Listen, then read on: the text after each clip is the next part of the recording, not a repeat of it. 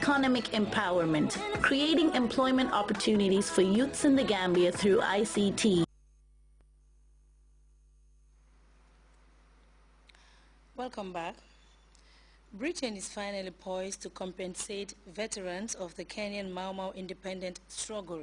The decision to pay 25 million euros to some 5,000 claimants comes 4 years since Kenya filed its first lawsuit in the London court for abuses inflicted on veterans of the War for Independence. And as we hear in this CFI report, the verdict could set a precedent for other ex-colonies of Britain, whilst many of the victims feel the compensation is not just enough. 4 years ago, these veterans of Kenya's War for Independence filed suit with the London court for abuses inflicted on them by British soldiers during colonial rule. The UK originally argued that the claims filed were outside the legal time limit, but in October, the London High Court ruled that the claims were still valid. The result has been an apology from the British government and 25 million euros worth of compensation to be paid out to some 5,000 claimants. The British government recognises that Kenyans were subject to torture and other forms of ill treatment at the hands of the colonial administration. The British government sincerely regrets that these abuses took place and that they marred Kenya's progress towards independence. The Mau Mau uprising lasted from 1952 until 1960. The insurgents demanded the end to British colonial rule. Estimates vary widely, but Kenyan human rights groups say that as many as 10,000 Mau Mau may have been killed, compared to 32 British colonists. Suspected sympathizers were placed in camps and often tortured. Beatings, rapes, castrations, and executions were common. Some prisoners were burned alive. Although grateful that the UK has finally admitted its abuses, many of the victims feel the compensation being offered is insufficient.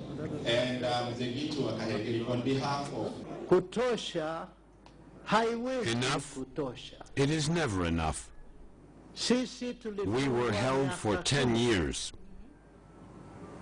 4,000 euros per person is hardly enough.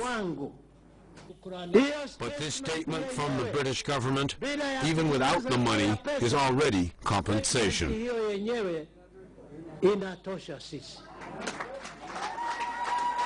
It took years of legal battles to get here. It was the discovery of archives long kept secret which allowed the plaintiffs to bring their case forward. The High Court's decision could set a precedent, encouraging the victims of abuses in other ex-colonies to file claims.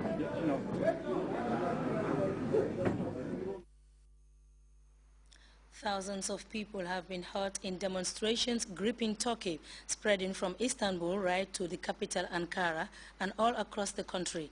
3 people have been killed. The Turkish media have also reported the death of a police officer who is said to have fallen from a construction site while chasing protesters. The other 2 deaths were of demonstrators. One was a young man in Antakya. His family told CNN's Ben Widerman that the Prime Minister is to blame.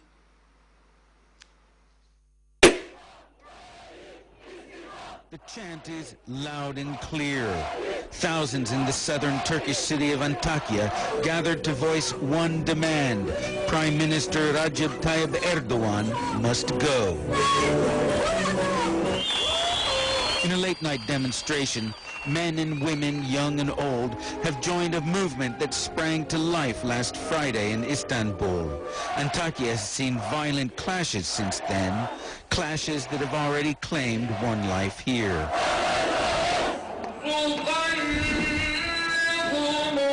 Friends and relatives have come to pay their condolences to the Çömert family. 22-year-old Abdullah Çömert was killed Monday in Antakya in southern Turkey when police clashed with demonstrators who had come out in solidarity with the protesters in Istanbul. He was hit in the back of the head with what his family says was a tear gas canister. This picture, provided by a relative, shows a massive wound to the skull. His mother, Khadija, recalls begging Abdullah not to go back to the demonstrations, but he insisted he had to go because it was his destiny to help bring about change. A destiny his grieving mother finds hard to comprehend. The killer of my son was Tayyip Erdogan and senior security officials, his father tells me, referring to the Prime Minister. They're responsible for his death. On the spot where he died, friends have set up a makeshift memorial. People here have no doubt who killed Abdullah.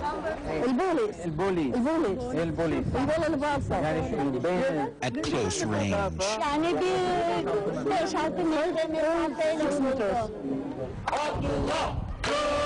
Turkey's deputy prime minister expressed sadness over the death, and an official autopsy is underway. But these witnesses and his family say no one in authority has approached them to investigate the circumstances of Abdullah's death.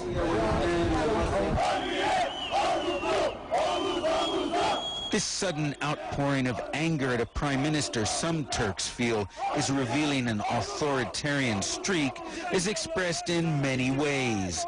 The late-night demonstration was followed by raucous motorcades through the streets. It's not clear here in the streets of Antakya whether they're demonstrating against Erdogan or celebrating the fact that their voices are now being heard. Ben Wiedemann, CNN, Antakya, Turkey. It has been a little more than 2 years since the raid that killed the Al-Qaeda leader Osama bin Laden. Well, new details are now emerging about the possible leak of top secret relating to his capture. Pentagon correspondent Barbara Starr has more.